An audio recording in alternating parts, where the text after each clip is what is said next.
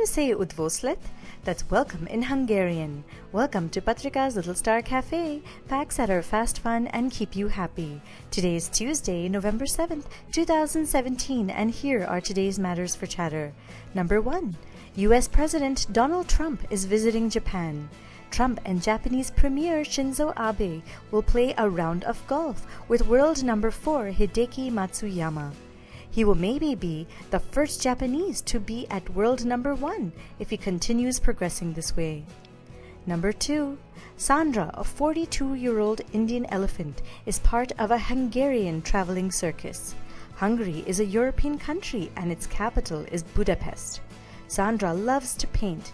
Yes, you heard right. She paints using her trunk and requires the help of her caretakers only to change the brush.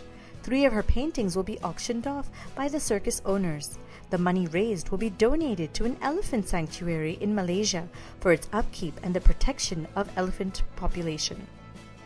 Do you remember the recent law change regarding Indian circuses and animals? Number 3. The Indian women's hockey team has won the Hockey Cup Asia for the second time. The team defeated 2-time champion China in the penalty shootout. It's after a long span of 13 years that India has clinched the cup. The win has given India an entry into the Hockey World Cup to be held next year. The men's team also had emerged Asia Cup champions earlier this year. And now for today's mega matter. Zimbabwe is an African country and its capital is Harare. A U.S. woman living in Zimbabwe was sent to prison for 20 years just for calling the president of the country, Robert Mugabe, a selfish man on social media. She's been charged with insulting the president of the country.